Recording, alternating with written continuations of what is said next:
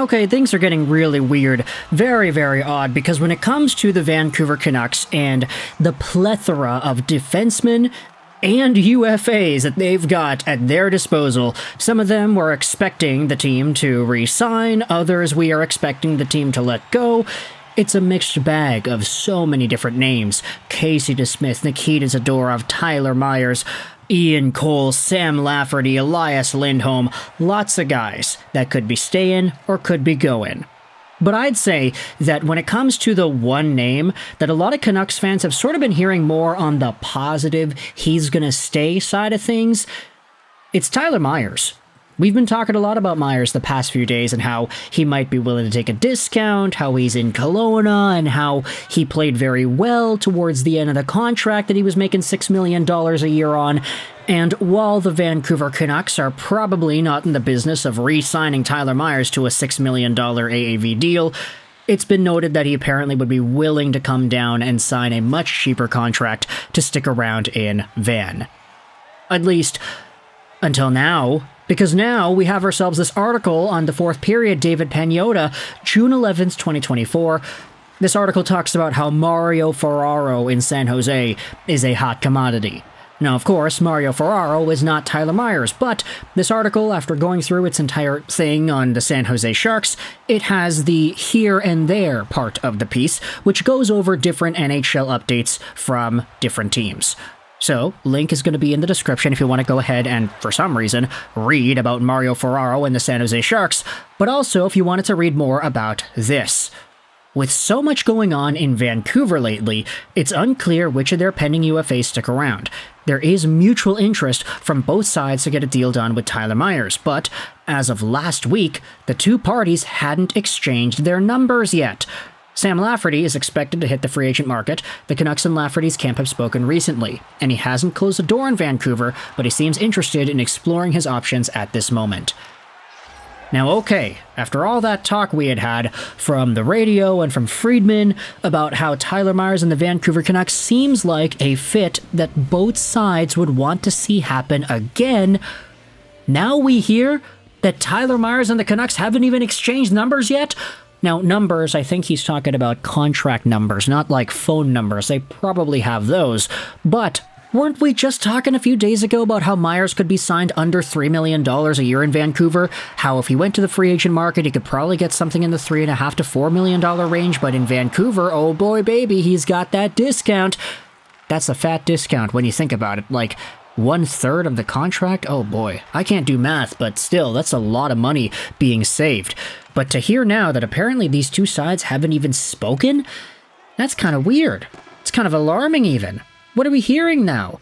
I get it, you know, a lot of people don't really believe or trust David Pagnotta whenever he goes out there and writes stuff or says stuff, but I mean, he is an NHL insider by name, and a lot of people will go out there and read his articles and say what it is that he's saying, and he's brought onto Sportsnet once in a while, so I think it's interesting to go out there and bring this up, because if you were on the bring Tyler Myers back for cheap train, how does this piece of information impact that? Now, of course, it's only June 12th right now. This contract could be signed by the time this video is uploaded on YouTube, and maybe there could be some sort of a pre-recording oopsie-daisy that goes on. That's happened actually twice in this YouTube channel's history. The big one was the Duncan Keith to Edmonton trade that I said didn't happen, and then it happened before the video was public on YouTube. But either way, this video is being pre-recorded if you couldn't already tell. Tyler Myers could change all of this with a phone call. The Vancouver Canucks could change all of this with a phone call. They say, hey, you want to sign for $2.9 million a year for 3 years? And Myers says, okay, great. And then they get it done, and then they sign, and then this entire thing is done.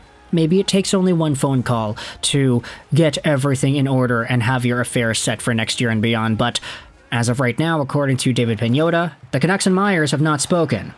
Now, I will say there is an extra thought to be had about Sam Lafferty as well, because it is brought up here. Honestly, Lafferty's gotta go. I don't think he was the same player towards the end of the year like he was at the beginning of the year. Lafferty was so good at the beginning of the season, such a power forward. He was scoring some clutch goals. He was a huge impact play-driving needle mover, but he just faded away as the year went on, and it was odd because he played with Elias Pettersson and still looked so ineffective.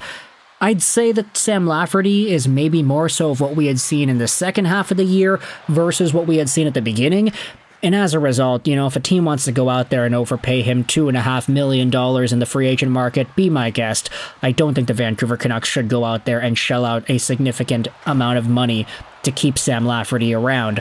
Now, there was another idea when it comes to Vancouver Canucks RFAs that I wanted to talk about in this video too, and it's in the title, it's in the thumbnail. This is an idea about the Filip Hronek timeline, because this article was published on CanucksDaily.com, and I also did hear this radio hit on Sportsnet 650 yesterday. I was at Staples printing out some custom hockey cards and other movie memorabilia cards, and while I was on the drive there and back from Staples, I listened to Satyr Shah go out there and talk about this on Sportsnet 650, but the idea of the Vancouver Canucks having some sort of a timeline.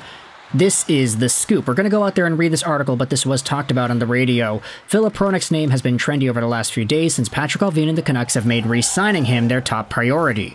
However, he is an RFA. He's not a UFA. He doesn't have the same circumstances that the Myerses and the Zadorovs of the world have. Bound to be an RFA by July 1st, the Canucks have had prior extension talks. Thus far, everything points to Hronek being too greedy and the Canucks not being ready to meet his expectations. The rumor mill has since then started, and his name has been involved in all sorts of trade talks. On Canucks Central yesterday, Satyr Shah delivered the biggest piece of info we've had since the end of the season. According to his intel, if Hronek and the Canucks can't find an agreement, the chances of seeing a Hronek trade at the draft are extremely high. There's a perfect chance for a trade at the draft if he doesn't re-sign by the draft.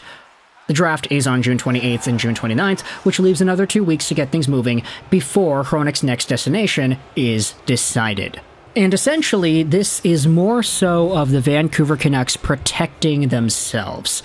Sat explained it really nicely on the show, but essentially, if Hronek is just asking for way too much, they have no choice but to go down there and trade him. They can't go to arbitration because arbitration, in a way, would actually benefit the player, and the Canucks could get really strangleheld by whatever it is that third-party arbitrator announces will be the contract. So for the Vancouver Canucks, this is them making sure that they're prioritizing their own interests and saying, hey, if you're not able to come along with our terms, then you're just going to have to beat it, buddy. I'm sorry, you've got no trade protection, you can get sent wherever we want to send you. So, at this point of Filip Hronek's Canucks career, it doesn't really look like there will be much of a career if he's not able to go out there and actually agree on some sort of a deal. A cheap deal. Maybe not even cheap in the eyes of Canucks fans. If Filip Hronek signs for $6 million, honestly, I feel like that is a bit too expensive. But it's a lot cheaper than what he's asking for. So Vancouver is protecting themselves, they are making sure that their own best interests are placed first, and not allowing Filip Hronek's influence to bleed into any of these discussions and their cap situation. Because now, they have that timeline. Hey, if we can't get this decided by the draft, sorry, but he's gone. We're not going to go to UFA status and look at all these free agents without knowing what Filip Hronek is going to cost as an RFA. It's just too risky. So for the Vancouver Canucks, knowing what they have to work with, opening up free agency, I like that a lot. We'll see where exactly the Hronek conversation goes. Again, if he signs a contract before this video is public on YouTube, then that's my bad. We'll have to retcon this video and record something later in the day. I actually do have a trip, which is why I'm recording this earlier, but let me know your thoughts in the comment section below about the idea of the Canucks and Tyler Myers not talking yet, hopefully, and the idea of the Filip Hronek trade timeline being revealed on Sportsnet 650. Thoughts in the comment section below about both of these defensemen, and what are your thoughts on how they're going to play next season. I hope you enjoyed this video. And bye.